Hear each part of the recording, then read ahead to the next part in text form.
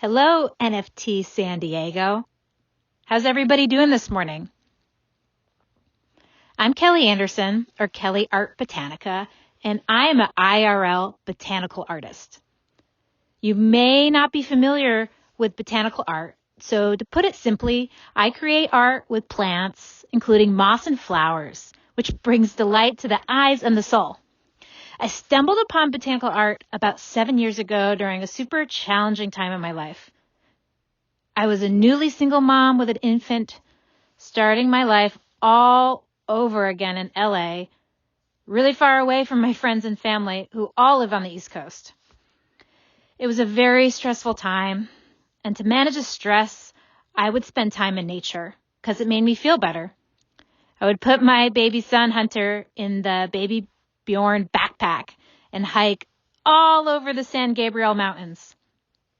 Along the trail, I would collect flowers and rocks, and I'd bring them home to add to my stash.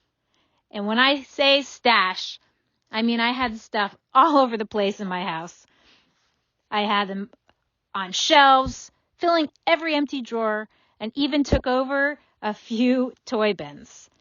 It was everywhere. So soon I started making terrariums and other art with all these items I had found.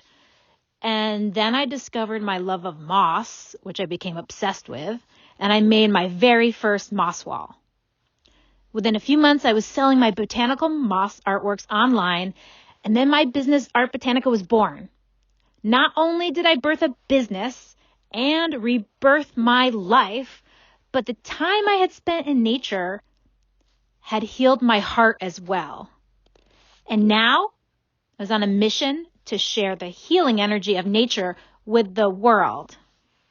So fast forward many years later, and my success as an IRL artist has been one of my greatest gifts.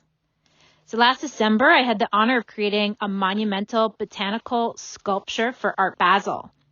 It was here at Art Basel where I discovered the world of NFTs.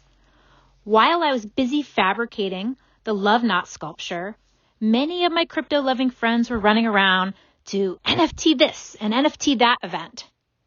I had FOMO so bad, and I didn't even know at the time what I was FOMOing about. But I could feel the energy, like all this energy that was around NFTs and all the excitement, and I knew it was something special, and I knew I wanted in.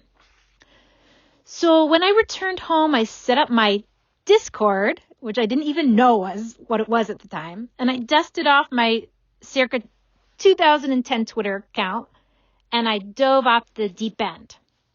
And when I say deep end, I mean it became an obsession.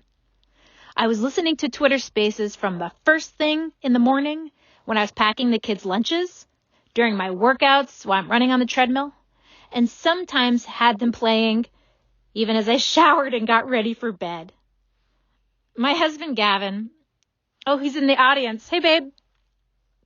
Hey. He thought I had gone crazy. And I just said to him, babe, don't worry, wag me. And he would look at me and roll his eyes and ask me when I had started speaking a new foreign language.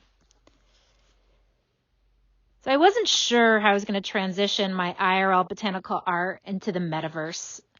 So I just listened and learned. And the more I listened, the more I realized there was a need, like a desperate need for Mother Nature in the metaverse. It has no presence in the metaverse right now.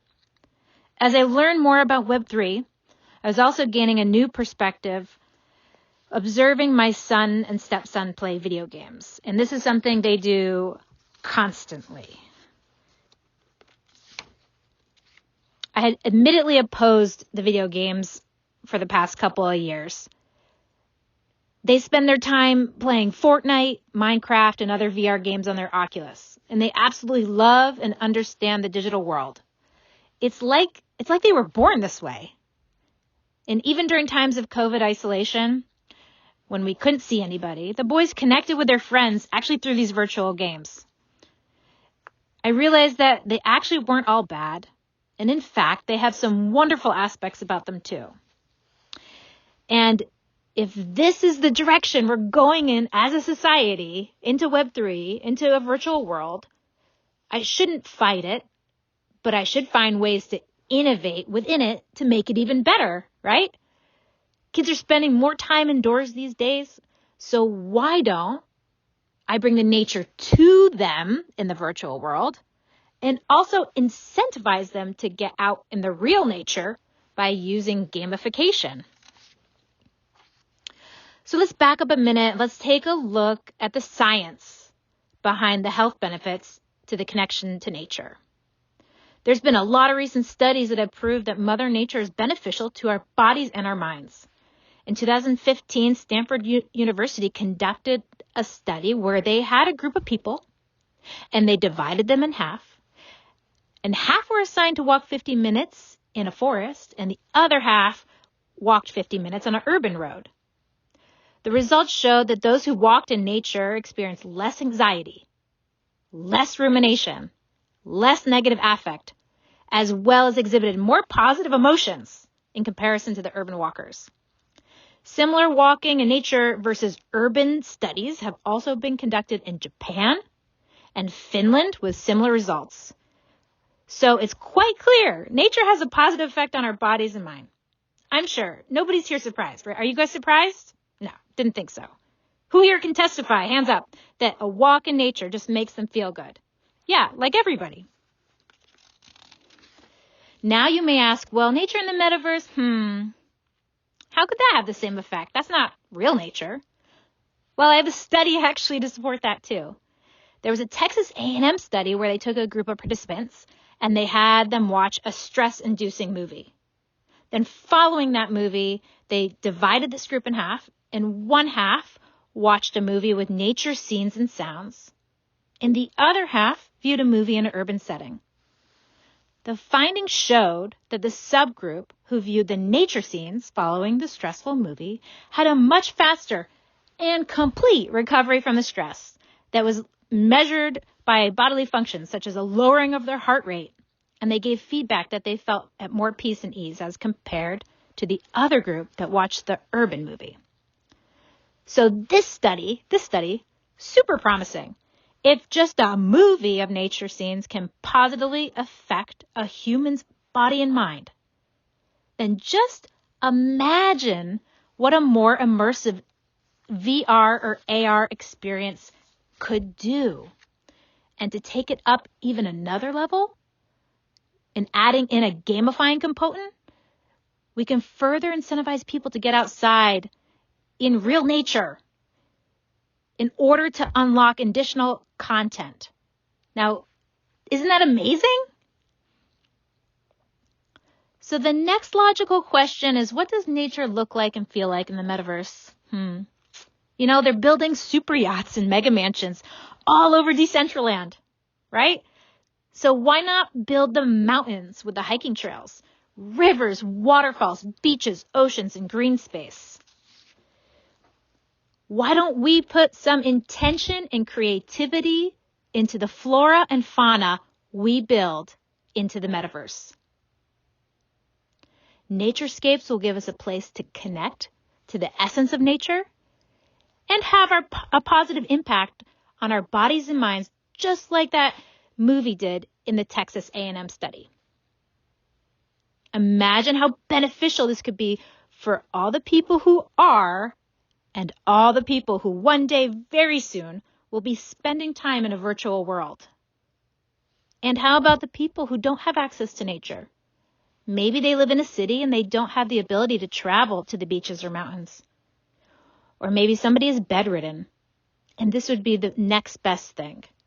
The nature metaverse triggering their frontal cortex of their brain, causing it to release dopamine and serotonin, having a positive effect. And for the children who seem to have been born holding the iPhone 13 in their hand, who text faster than I ever will, and walk around with their Oculus headset on all the time. Well, this is for them too. This is for everybody. So I've started this community called She Blooms, and our top line vision is to bring these naturescapes to the metaverse.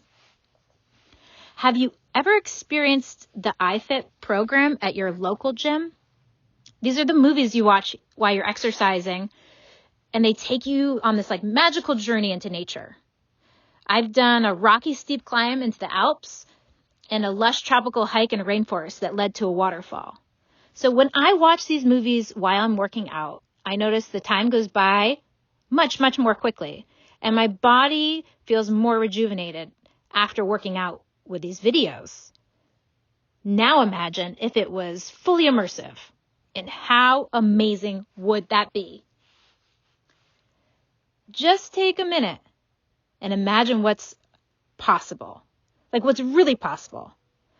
Let's take the most beautiful place on earth you can think of.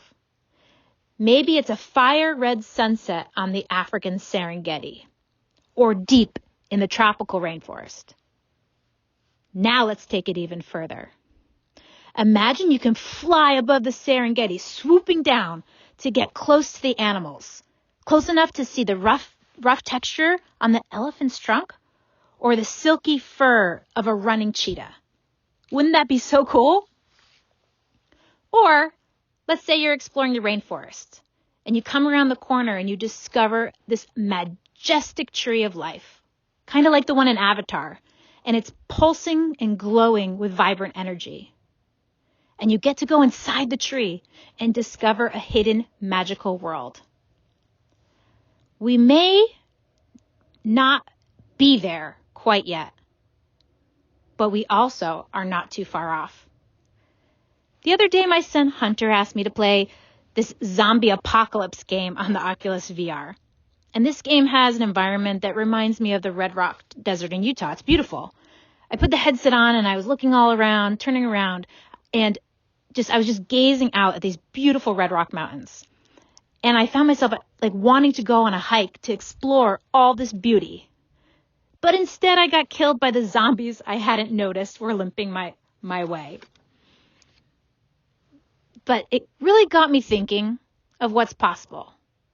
And what's the future of the metaverse? We are so early, and that comes with responsibility. And we are the ones who get to set the tone and the intention for what is created in the metaverse. So I want to thank you for coming on this nature metaverse journey with me today and ask you, are you guys all coming with me? I'm curious to hear your thoughts and feedback, and I'd welcome any questions at this time. Thank you so much.